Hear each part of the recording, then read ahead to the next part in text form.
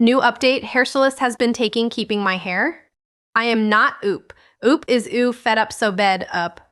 Originally posted to r/true off my chest previous boar ooze. Number 1, number 2, to Merty Hairstylist has been taking keeping my hair. New update marked with Cater, Tiber77 for suggesting this boar u editor's note. Made small edits for readability trigger warnings. Obsessive behavior agreement. Made small edits for readazapap, reachability.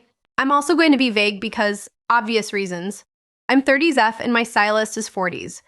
I got my hair cut today at a stylist I've been using for about 9 months now. I think this is my 6th appointment with them. I usually do a trim or cut style. Today I went from long hair, high lower back to an A-line bob.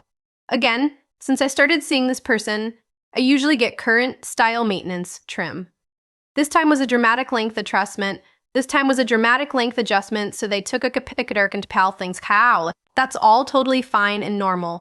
They go grab a broom, sweep up the hair, and place the dustpan on the counter for a bit. Again, normal. They grab the broom and pan and head to the back of the shop. They're gone a few minutes. No biggie. Then they go out to smoke. But here's where it gets weird. The bathroom is in the back of the shop too. I need to go and step into the back of the shop too. I don't really cold tight. It's not. At first, I didn't really think much of it, but I looked closer and see it's not just today's discarded hair, but looks like at least a few of my trim sessions, mixed with, it looked like potpourri, and a little sand or something, and printed pictures of the cut hair with dates. The printer is sitting right next to it with today's discarded hair pick in the tray. There didn't seem to be any other containers like this when I looked around.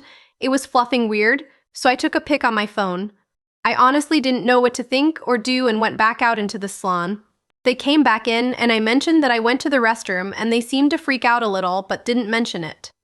I didn't really know what to say, so I just let them finish styling my hair, paid, and left. As a socially anxious introvert, this was my nightmare. I got home and the more I looked at this picture, the more ick I got. I ended up texting them an hour ago, sending the picture, the more ick I got. And requesting they remove the weird box of me and asking for Kayet. Can you help me understand what this is and why you have it? I'm not comfortable with you having this and request you please discard the contents. Also, even though I loved my cut, I believe it's best if I find a different stylist. They haven't responded. Lol. Do you?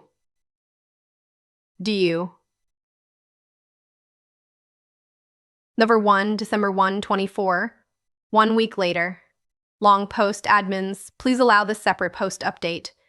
It's been about a week. It would hi how I'll tinem gen upward to spine I'm gay. I'll give a little timeline. Last Saturday haircut and discovered the weird tub full of my hair, texted stylist about the weird tub and said I'd be finding a new stylist. Hairstylist didn't respond.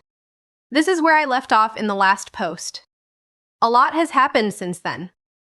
Sunday I woke up to a bunch of texts from the stylist. It woke me up because even though I have D&D on my phone, I have a setting that overrides that if there are repeated contact attempts over 3. Here's emergencies. Here's what I got. Copied and pasted.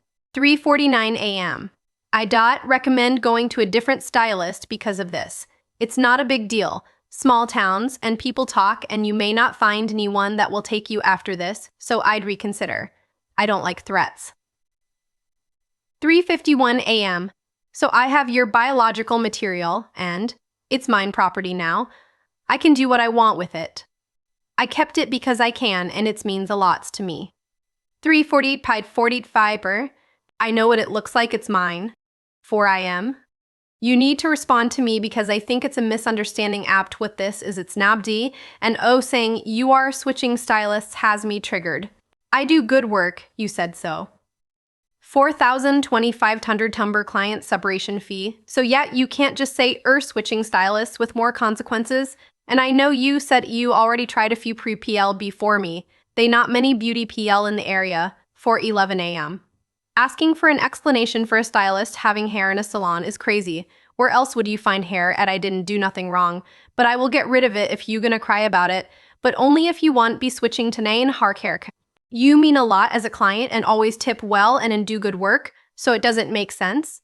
And you know that, so maybe don't threaten someone who does your hair or hurt their by making accusatory statements. I didn't respond to any of those that morning because it was so insane to me. I need to process things fully before I make a decision on how to deal with it, so I just didn't respond. Sunday afternoon, I start getting phone calls. This person called me 14 times that afternoon. About every other call, they left a voicemail. Most of the voicemails just said, "Call me back," or "Text me back." But 2 of them were unhinged. I'm going to paraphrase, but the gist of the first one was, sounds like they're crying, "Call me back. I'm getting scared you won't come back to me for your hair for real. I just like how your hair feels. That's why I kept it. Call me." The second unhinged message was left late Sunday at 11:38 p.m., and it said, "I got rid of it except for one lock. I like wike. I kai take." The whole thing had me freaked out now. I decided by that time I was taking Monday off work to go to the police. Even if they couldn't do anything, I wanted a filed report of the weirdness. I woke up Monday to an email from the stylist with an invoice of $375 for client breach of contract fee as the chargeable line item, again copy and pasting here. The email body was just for being a witch. It was sent from their business email too, so they're really doing everything they can to ruin themselves. Even if I had a contract with this nutter, which I don't, the original amount was for $350. They can't even get their extortion fees right. I did email them back stating that we had no contract and to cease all further communication with me from this point forward. I got ready and started heading to the police station around 9:45 Monday morning. I live in a rural area, so there are portions of my drive to and from our main town that doesn't have cell reception. When I finally got to town, I had 4 voicemails. I talked to one of the officers on staff. They took my statement, a copy of the email, asked me to forward all the texts and screenshots of the numbers of calls. They said, at the least, the calls and texts could be considered menacing and harassment. But the voicemail where they mentioned how they like burning my hair was potentially concerning. The officer advised I contact a legal representative in case this person tries to take the bogus invoice to a civil suit court. And they said I'm welcome to change my number, but having the piling evidence if they continue to contact me after I explicitly told them not to in the email would only help me. I reached out to a lawyer Tuesday and left a detailed message regarding the situation. They are apparently out of the office until next Wednesday for the holiday, so we'll see if they have any advice. I've since received many texts and calls from the stylist. They received many texts and calls from the stylist. They sent a happy Thanksgiving text on Thursday morning as well. Regardless, they are giving me a lot of evidentiary material to work with, but I'm so unsettled. I can't wait to hear from the lawyer this week. Editor's note. This mini update was posted after the Boo RU went up.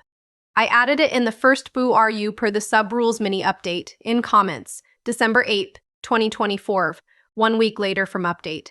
I woke up to new comments and requests for updates. Firstly, I am okay and safe for now. The person has continued to contact me on a regular lane. I tried to die, but I'm merely certain this person does not know where I live, so I don't anticipate any type of confrontation here. Our house and property has complete camera coverage as well. If anything shows up, we're well aware. I will be posting a more in-depth update with more texts and emails up to this point, and regarding a specific incident that happened on Tuesday, I have an appointment to speak with another officer then to discuss the potential of criminal action and legal consequences for the stylist as a result. Thank you all for your concern and the validation that this is absolutely insane. I'll leave you with a text from this past week, one I think you'll all enjoy. Question: used for a model of how not to make friends.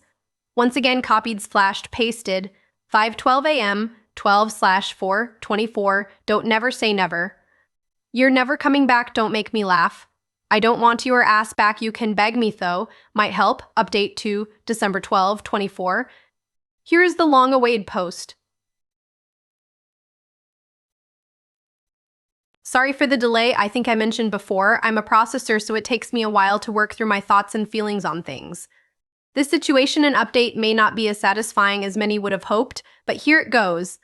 I met with law enforcement again this past Tuesday. My husband and I drove over early that morning because I was also meeting up with the lawyer I'm working with.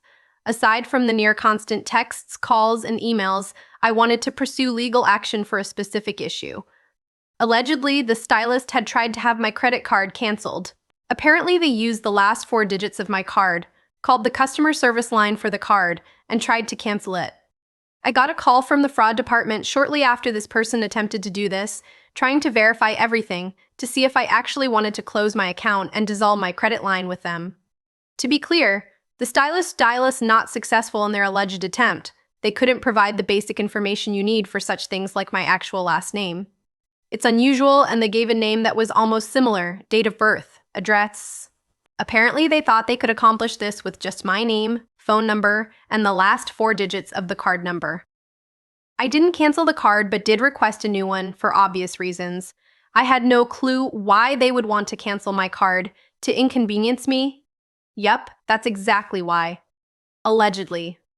When I spoke with CC Company, they agreed to send over the recording of the person that called, as well as the phone number the call originated from as long as the request came from law enforcement with a warrant. They gave me a phone number and reference number for the police to reach out to directly. Drop your verdict in the comments. Wait, what?